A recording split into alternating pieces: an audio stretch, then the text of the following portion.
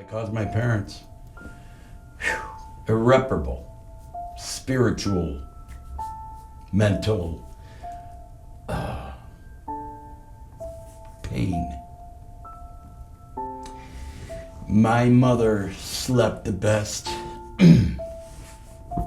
when I was in jail. But I don't know. You know, I got sent away at 15. I came back, it was only 3 years later, now I got a needle in my arm. And my life basically was over as I knew it.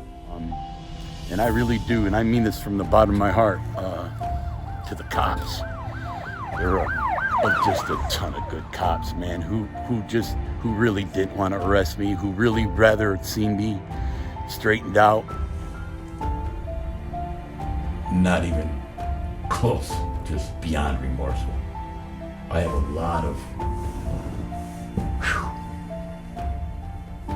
full of regrets. Now I used to be pretty swift, but I am clearly handicapped now. I've handicapped myself. I have no memory. Say the question again, Roger. And I am not here to say I got the Kool-Aid, because I don't. I just want to say I'm sorry. Sorry beyond articulation. Joe Yannuzzi did this to Joe Yannuzzi.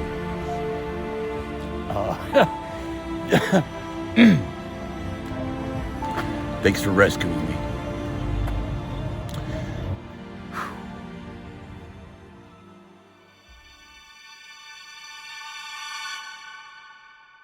And for anyone that I've affected, ill-affected, God, I'm just sorry. I've used against my will for probably the last, at least definitely 10 years. There's no magic solution. I'm just sick and tired of being sick and tired. I'm sick of prison. God, I am so sick of prison. I don't want to tell you how it was. It was that bad. I did cocaine till I couldn't go anymore. There's no magic solution. There were times I was up 8 days. 8 days. Complete hallucinations. Complete. Seeing shit that just wasn't there. God forgive me, I've been arrested about 50 times. I'm going to tell you, I'm looking in the eye right now and tell you I got arrested maybe 17 times I was arrested out of them 50. The other 33, I was rescued. I put my mother through more pain.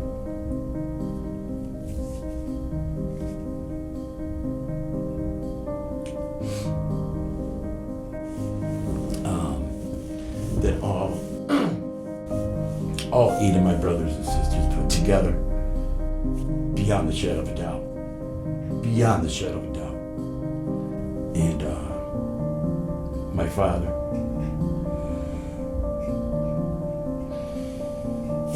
they never gave up.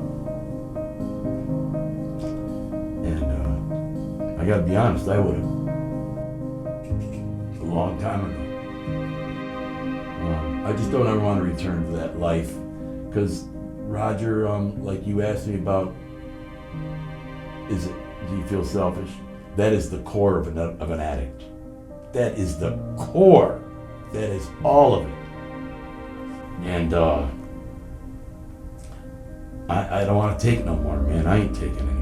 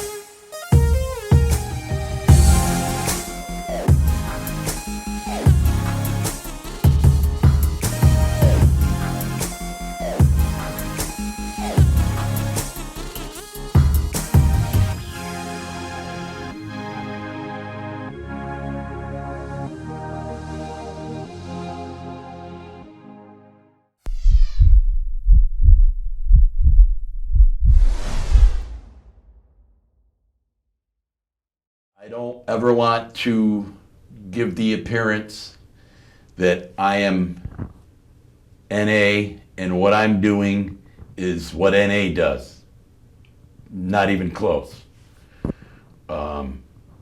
As I said, I use marijuana, have been for the last almost 2 years. I just don't use narcotics. I don't use booze, pills, blah, blah, blah. And I will never, ever not want to go to an NA meeting. Even if I don't stay long, it doesn't matter. There are 2 or 3 particular meetings around the city. There are a ton of them, but for me, a few that have people in them that I just love, respect, admire, go to and know that I can always go to for counseling, and or if I get an itch on my ass. And there are a couple of real particular ones. They're young, man. Roger, you couldn't tell me shit at 9. I stopped listening. These kids, I think they got in when they were 25, or this one particular one. I don't want to say his name because it's just not right. I love him. I look up to him. He's 30 years old. He came from dope. There's 2 of them. Dope fiends to, I don't even like that name, but from using heroin uncontrollably, to owning homes, to having gainful employment, to getting married, to having a child, to being a freaking great father. I love this kid. So that's my NA. I go to NA because I got love for people, and there's people there that I know got love for me. Once a week I play poker with the NA boys. And that's always, fun. And during layoff, I go to a meeting here and there. Rarely stay for the whole thing. Usually go half hour late and maybe stay for the whole thing the other hour. And it's not even as if I'm there for any particular reason, like, oh man, I feel like using today. I don't want to say it's been completely lifted, but God has definitely lifted the instantaneous compulsion that, I don't even, Roger, I've used against my will. And I know this sounds crazy. You would have to, an NA person would understand this. They understand it the best. I've used against my will for probably the last, at least definitely 10 years. Because it's been these last 5, 6, 7 that I've tried to really apply myself, even though I'm not doing it the NA way and the AA way, which every doctor, every clinician would tell you he's never going to make it. How hard is a single day? Way easier than it used to be, man. Way Can you walk easier. us through what Yes. you do on a daily basis? Yes. Depending on the time of year. Summertime I work. I don't use marijuana before work. So what's a work day like? Work day. You go in early? I go in very early. I work out of town most of the year. And I get home, I work hard, get home, maybe go to a meeting for a couple minutes, take care of my mother. My father just passed away a while ago. Just make sure my mother's straight. And pretty much work and go to bed. But the main thing is waking up in the morning, Roger. And I literally, first thing I say is, Lord, thanks for waking my punk ass up another day. God is my judge. Like Robin Williams on Good Morning Vietnam. First fucking thing I say. I do a couple crunches and bend up so my lower back don't feel. I say, Lord, thank you for waking my punk ass up another day. And then I get out of bed, still like I was in prison. I can make my bed while I'm in it. Kind of the institutional thing still going on. Immediately get on my knees and just ask God, thank him, first of all, just for my life. And I talked to him like a homeboy. I let him know, you know I'm a sick fuck. You know, you gotta, left to my own devices. We know. So Lord, just please carry me. I know I'm fucking heavy, man, but I need you. And I also have been finding myself saying, I'm helping you trying to help me, you know, because I was one of them guys, it's just gonna happen. Just, you know how long I've been waiting for it to just fucking happen? Fools do that, you know. Lazy people. But that brings up a point. Do you feel when you were a kid and as you got older, do you think you were being selfish? By using drugs? Everything. Oh my God. The core. Now, I'm not an NA quoter either. There are people brilliant. Like I said, I want to say this again. I am not affiliated with NA. I'm not an NA poster child at all, or AA. I don't. They have a completely different way of doing things. Obviously, a brilliant way of doing things, because there are people that are just thriving. To quote a friend who knows every word in it, absolutely. Every drug addict, any drug addict, is a selfish bastard. Period. Period. Do you still feel selfish? Yes. For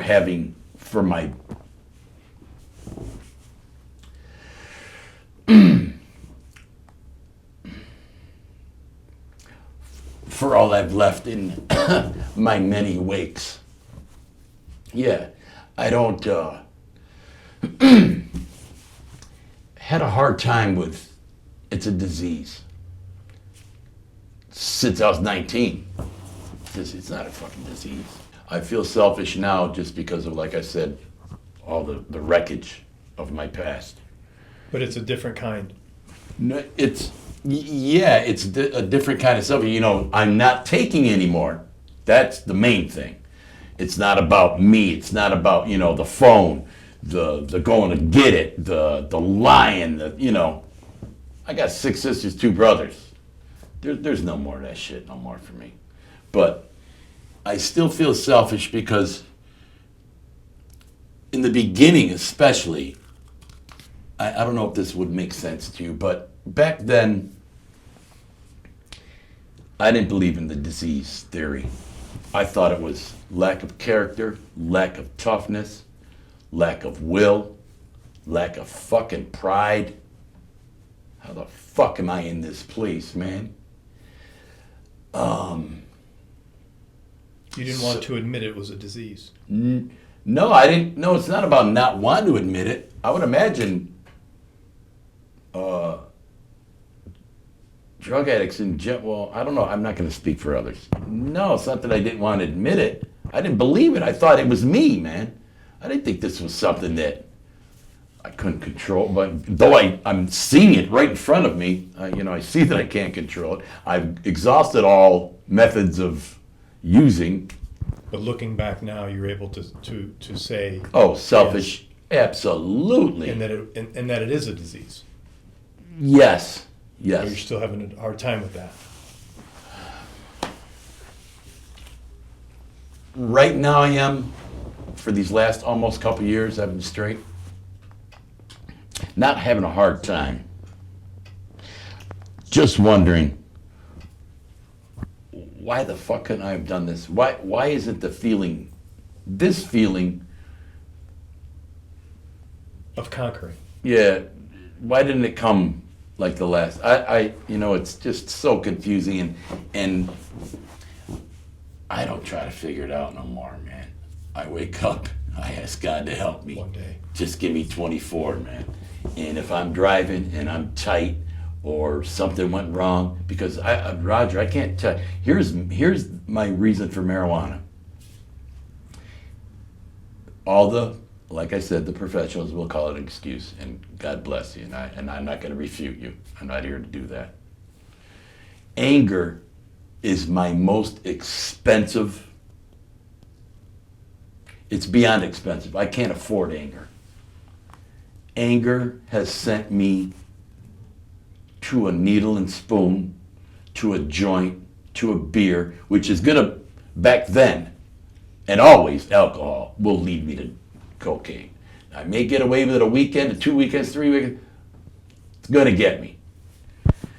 So that was my reason for the smoking marijuana these last almost couple years. And the anxiety. I have a zillion triggers that can go off at any day. There's a place on Court Street. I used to walk down the street, Sheltered Workshop. Like in New York City, them little grates where the air comes up. I'm walking past there, and I get this smell, and oh my, it just was bone chilling. It was ether, and the stuff that we used to get was ether based, and it was powerful and deadly and just mind blowing. There's all kinds of stuff that can affect my day, but for the most part, loneliness right now is killing me. But I remember I went out and used that, not an excuse, but my good friend said, why? He sat me down. And I said, I'm fucking lonely, man. I'm fucking lonely. And he looked at me, he said, you mother, and started going in on me. He said, you're not lonely. He says, you lost your fucking gratitude. That's what you did. You don't know fucking lonely. You lost your gratitude. So today, I tell God I'm grateful at least 2 to 6 times a day, and thankful and blessed. And every time, and I hope it ends soon, when on my cigarette trip to PA, I look at the big sky and I talk to him and just tell him how wonderful I feel. And just a lot of stuff has happened that is just unbelievable. I've had hepatitis C for a long, long time, and it has just started to affect me. Without getting to all that, I just took that drug Maverick, an 8-week treatment. Now, I'd already taken interferon twice, 20 and 30 years ago, or however many years ago it was, and while I was in prison, and it didn't work. So it's getting a little scary, but not so scary that I really was already, like I told you, I didn't expect to get to 25. So I certainly wasn't, because I got some bad news about my liver. And thank God I got a beautiful little niece that guides me through, and my sisters guide me through. I got sisters in medical, they do whatever. They're not nurses or anything, but I'm just thankful, man. I'm not going to lose my gratitude. And the triggers that go off, I really literally try to put myself, because I know where I'm at. I know where I'm ending. And I know where I'm ending on a good night. See, I don't even go any further then, because I know where I'm really going to end up. Because after a few of them copy goes and nobody knows, that's not lasting. It never has. It's impossible. Joe, I wanted to ask you about, I know your anger got you into some other trouble as well besides the drugs, and that was violence. Can you tell us a little bit about that, and did the drugs have anything to do with that incident that I know you spent some... Yeah, I think that's a cop-out. I hit a girl, period. Dead wrong. And I'm certainly not going to sit here and it's really hard to describe what would have set me to that without, and it's not right to do to her. So I'm wrong, dead fucking wrong, ashamed. I have 6 sisters. I was Me Too long before it was in vogue, because you couldn't say nothing to my sisters. And I'm talking, whew, since I was old enough to fight, man. Since I was old enough to swing. Protected them. Or since I was old enough to pick something up. Yeah. And the older ones. Not just my baby sisters. My sister. And that's another thing about you, Joe, is you seem to love very hard. You seem to do everything to the utmost extreme. It's funny how you say that, man, because it's not even like something I can measure or gauge or control. And doesn't that give you hope in that you know when you put your mind to something, you do it to the extreme, and that could be good things. And here's the sad part. I've never started and finished something ever in my life. Ever. I don't recall of any substance or of any significance for myself and or my future. You know, I was on that highway job for 6 years. They let me go 5 times. 5 times. Now, yes, I'm a good worker, but they also love me.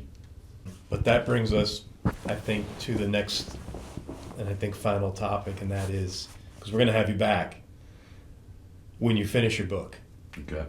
So you say you haven't started and finished anything. I can't wait for you to write this book and finish it. And I think actually by putting it out there like you are, that's a good thing. Yeah, I'm kind of making myself accountable because I try to pick up a guitar, not guitar. I had the best guy, God, probably world, no, I don't know about world renowned, but David Robbins. I'm sure he won't mind me saying his name. I love him. From downtown Binghamton, Susquehanna Street. Prolific pianist. And I tried to take piano lessons because I thought it would help me, and it's something I always wanted to do. I just, there's something wrong with me. You know, it's the effects of all the, I mean, because, God, I'd like to tell you that I was, you know, I don't want to tell you how I was. It was that bad. I did cocaine till I couldn't go anymore. There were times I was up 8 days. 8 days. Complete hallucinations. Complete. Seeing shit that just wasn't there. So, like I said, back to the brain picture. That's frustrating. It's real frustrating, but I did it. And that's the bottom line. Just like when I went to prison. You go in a cell, what are you going to do? You ain't going, you know, you're not going anywhere. What are you going to do? Or you either do the time or let the time do you. Or you kill yourself. In my humble opinion, and I don't want to hurt anybody's feelings, and coming from a drug addict that's probably been there 4,000 times, but not out of a sad thing. I wanted to like end my life to fucking give my mother a better one. Honest, many times, just thinking, just give her one last, you know, it'll just rock her world, and then my sisters, everybody will pick up the pieces, and she'll carry on. I wrote a song about it. But anyways, I asked my mother a question many years later. Not many years later, I'm still in addiction. And I said, let me tell you something, you know that you're the reason why I, you know, blah, blah, you know, because otherwise, she said, Joseph, I would never live another happy day in my life. So, and I remember hearing at the dinner table one time, and this never left me, my older brother, our cousin in Buffalo, killed himself. We weren't real tight, but we loved each other. We visited once in a while. And I don't recall what my brother said. I think my brother said coward. And that stuck with me. And that stuck me at Berkshire Farm when shit got tight, when I know you know what? I'm going to be leaving this building. I'm going to be leaving this gym, or I'm going to this gym, and this person's going to be wanting it, and we're going to go buck up. And it's crazy. I hear it a lot. I don't got the guts to kill myself. I don't got the guts to kill myself. And I look at these people and say, guts. I said, the tough motherfucker wakes up looks in the mirror and says, you know what, man? Let's do it again. Yeah. The punk kills himself. Right. And I'm sorry if that hurts feelings. I don't mean, that's too harsh a word. I just think the tough guy fights another day. Yeah. So I feel we should leave the subject of the book to when you're done with it, so we could really get into that. There's a lot more to tell here. But what a great entree into who you are, taking responsibility. Look, I'm so glad I met you. Glad I met you too, Roger. Yeah, and it's only been Very a couple glad. of weeks, and I have to say I'm proud that you're doing this, that you're on this mission, that you've been wanting to write a book for 40 years, and here you are, and you're putting in the work, and you will get it done, and I'll push you as hard as I can to help make that happen, and we'll talk about that. I need it. So just a couple of things to wrap up, Joe. We talked about how difficult it is, day to day, right? But is it getting better? And again, I want to help as many people, parents out there that are struggling during this time. What advice do you have for people that might be struggling with drugs, alcohol, any type of addiction?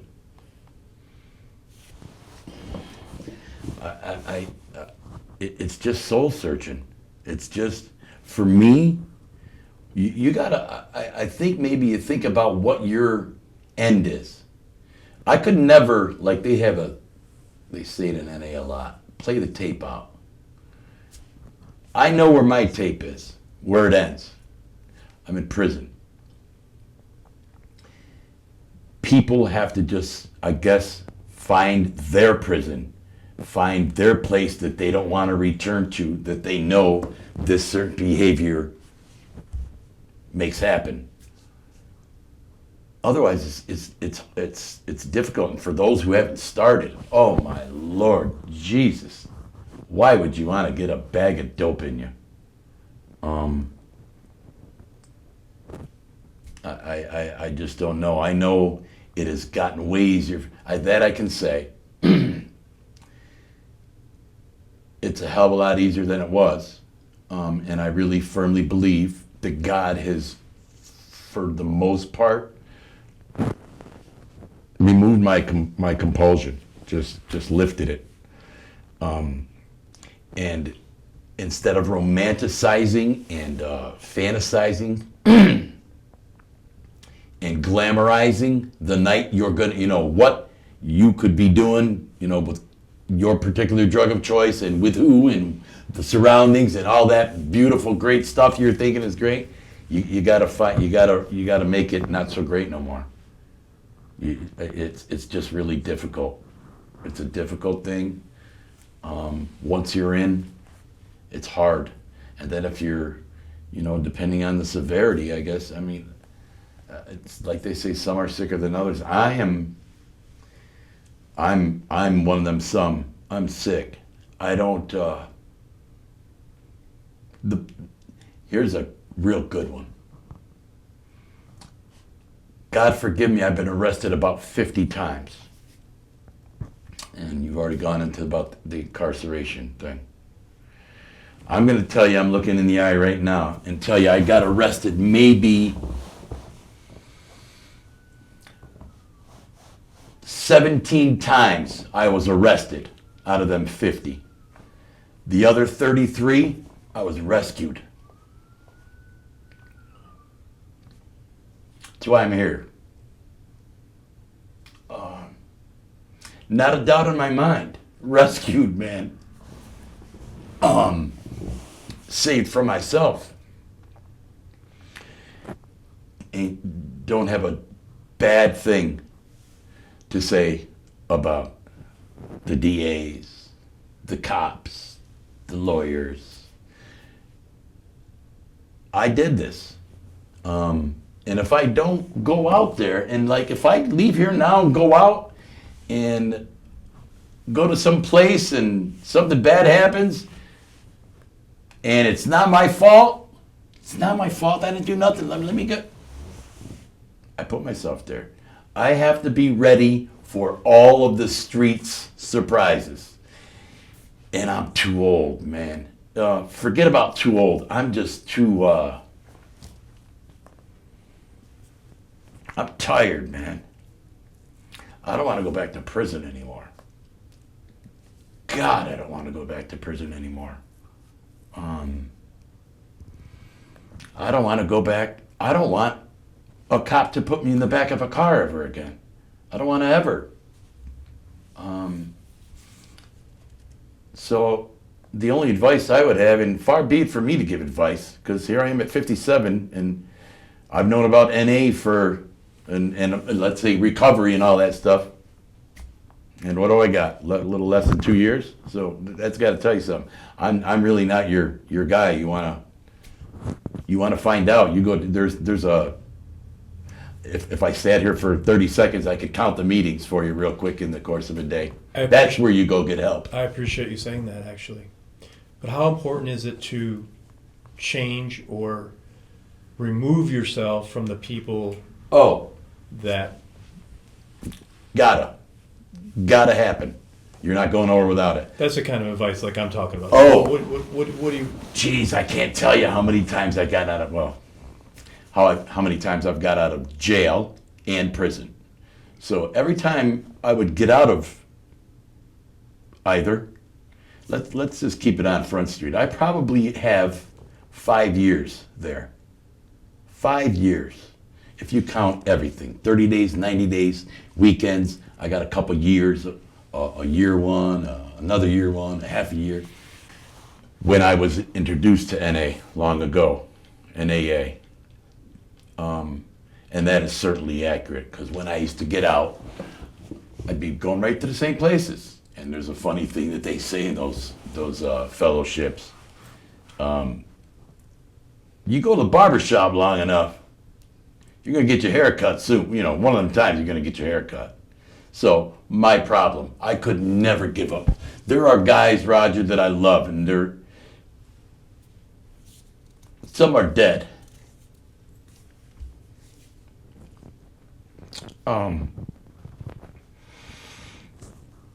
I couldn't give them up. And which kept me sick. And that went on for a long time, man, a long time. I just wouldn't. I'd come down here and, with all the best intentions, and many, many times got out of jail at midnight, had my boy in the parking lot with a needle full of... That happened often. Joe, if you were to take out your cell phone right now and call the 16-year-old Joe or the 20-year-old Joe, what would you tell him? 16.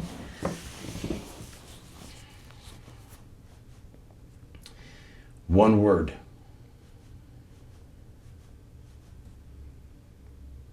Hard to think of this. What would I tell myself at 16?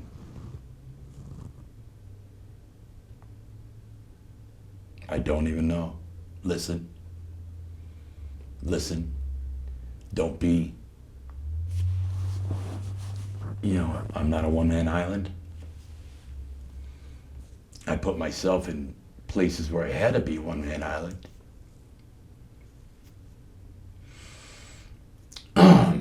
20, God, Jesus. 20.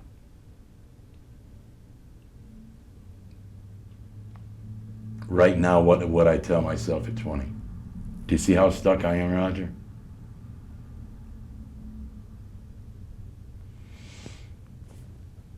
I don't know. I mean, I could come up with all kinds of nice stuff, I guess. all the right stuff. And that is what I want to say, but I don't know why it's not coming out. And I guess it's the same thing if you're walking down the street, if you're at a friend's house and someone pulled a 20-year-old aside and said, "Hey, this kid needs help." What do we tell these kids? Oh. How do we help them? I've had a couple friends that I went to school with who have asked, come and talk to me. Fortunately, they found me at a time when I was okay.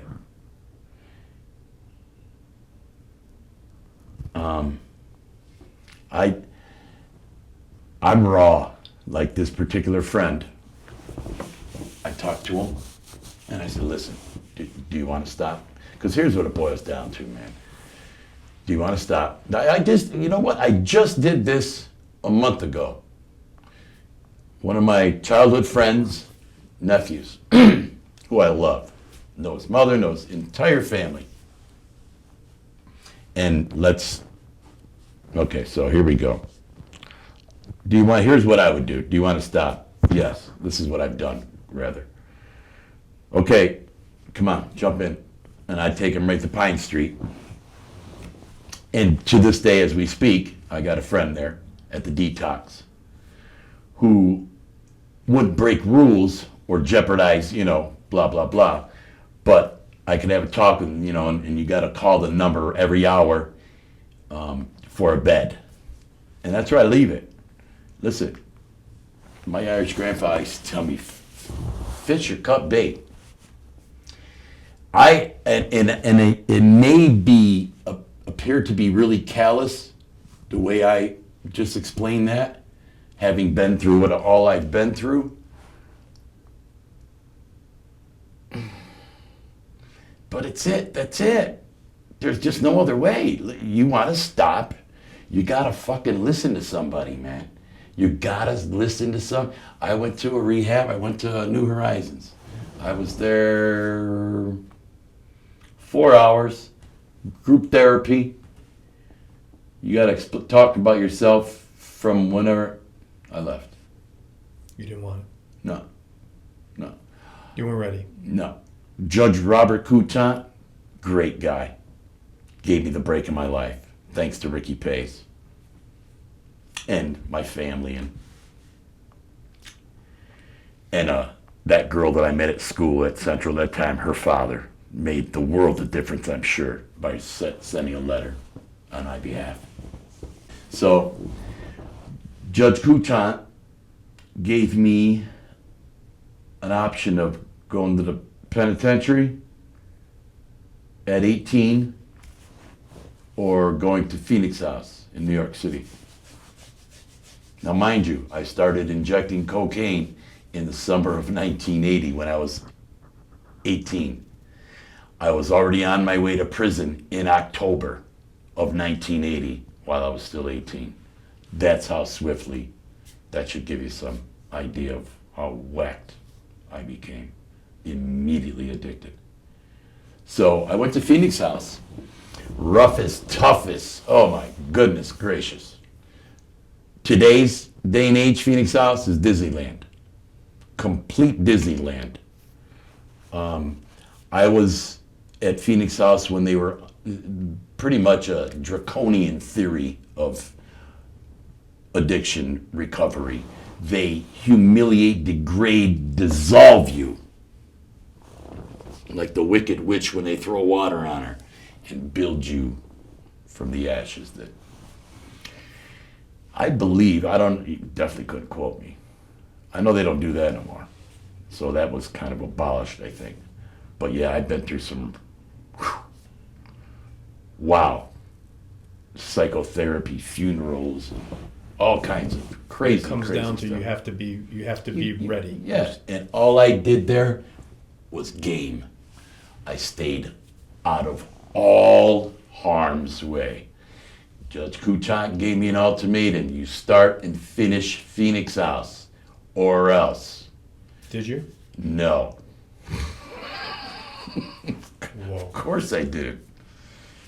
I was hoping I could have found something that you started and finished. No, I wish, Raj. I'm not making it. No, I know. Gosh, Raj, my skin is like gator, man. Don't worry about me. So I went through a house band where they shut everything is black. Every window, every possession, clocks, radio, nothing. You don't know what time it is, what day it is. It's on and on and on therapy. But anyways, so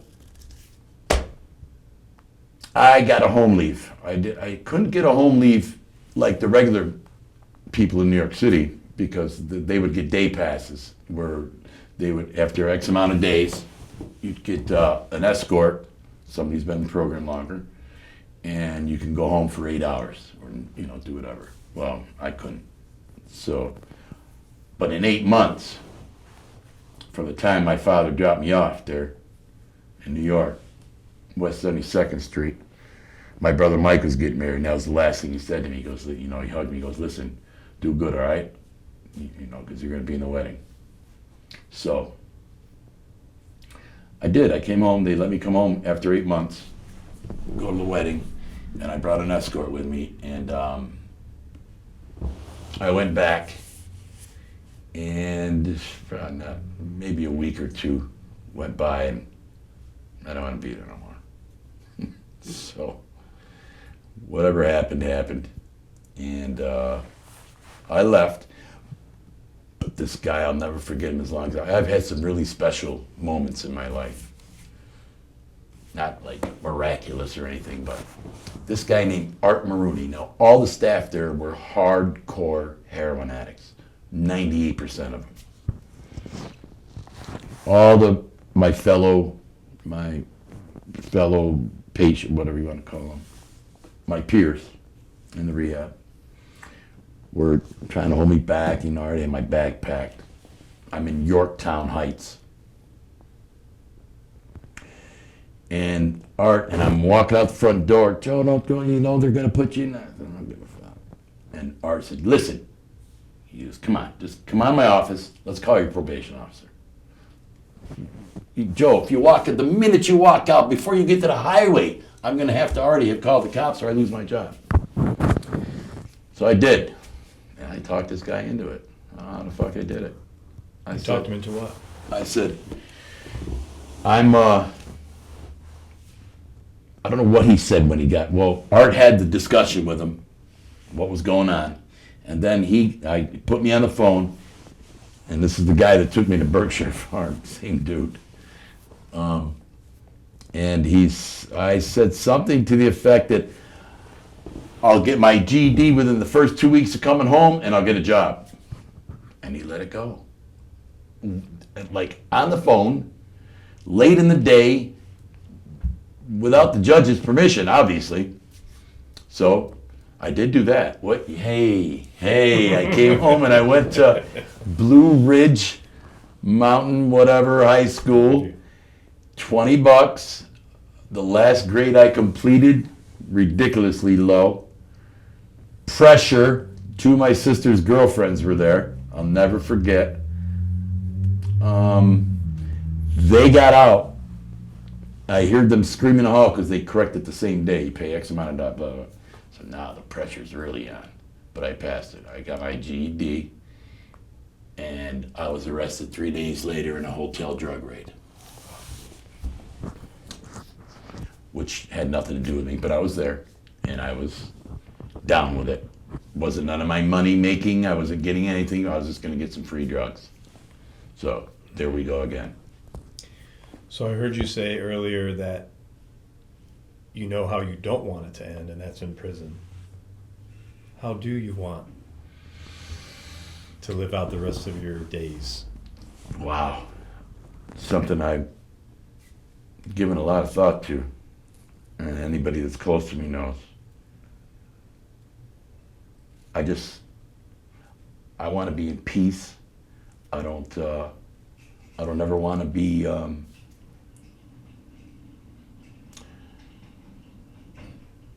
I don't want to be the slave to nothing ever again. I willingly willingly, voluntarily gave up all these years. I don't want to be in a police car. I don't want to, I just don't want none of it. I got four, I call them the great ones, and one coming, so that'll be 5. Great nephews and nieces. I missed all my nieces and nephews stuff growing up. I didn't know how it affected them.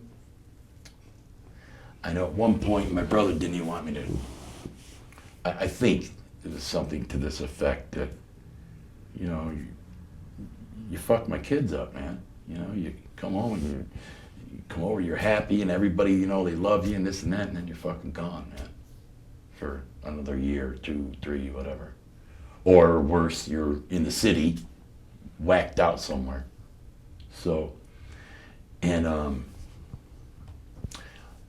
I put my mother through more pain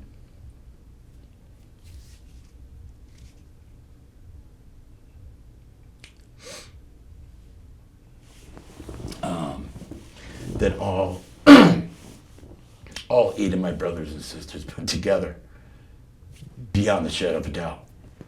Beyond the shadow of a doubt. And my father,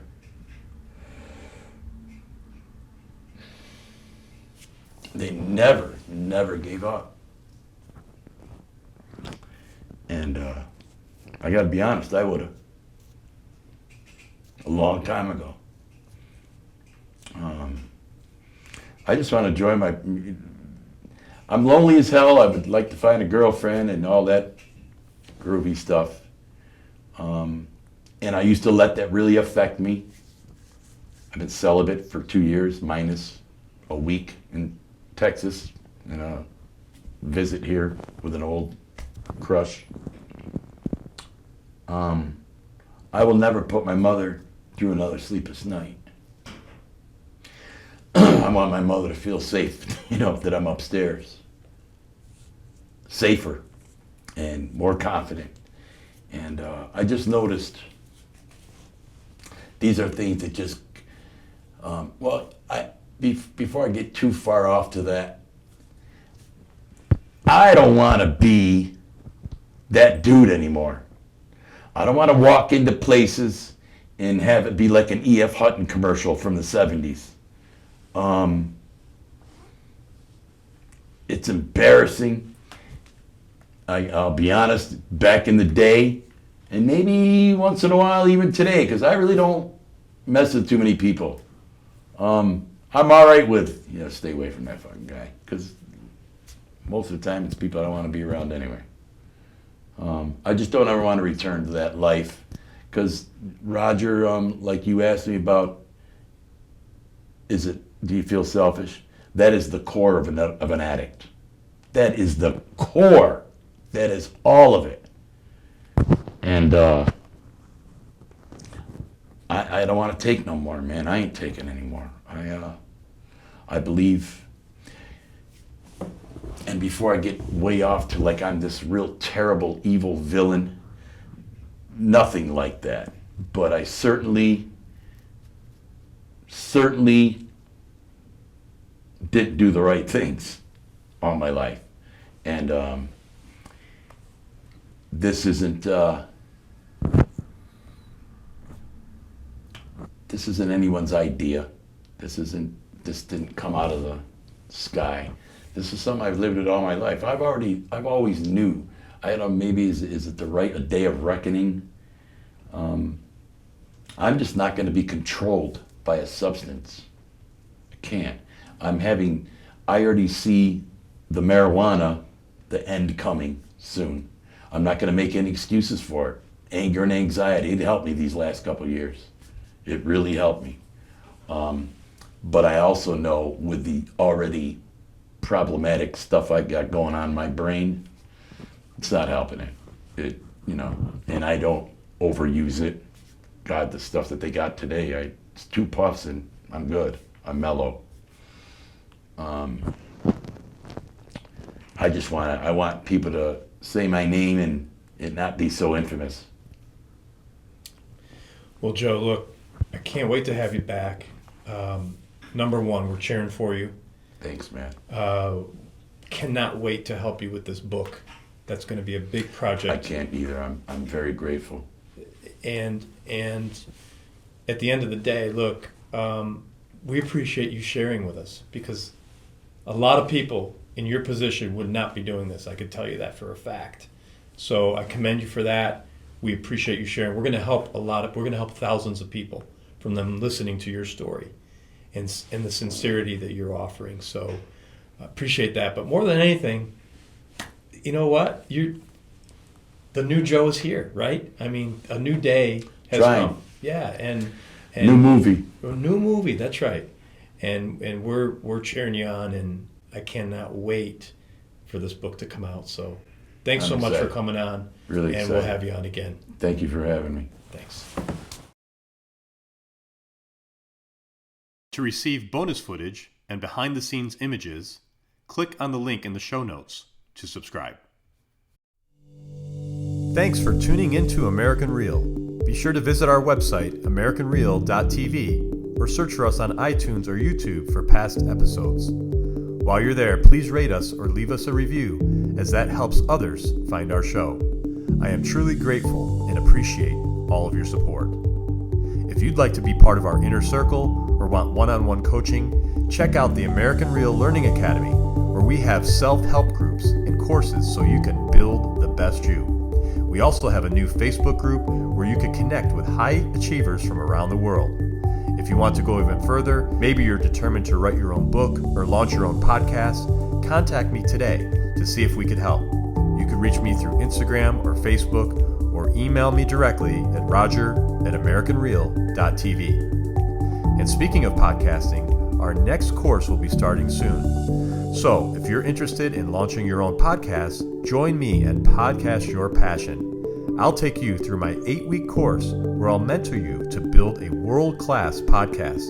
I'm only taking on a small group of people who want to share their passion through broadcasting, where I'll have you up on iTunes and YouTube within weeks so you can podcast your passion. Click on the link below for more information. Thanks for tuning in, and we'll see you next week.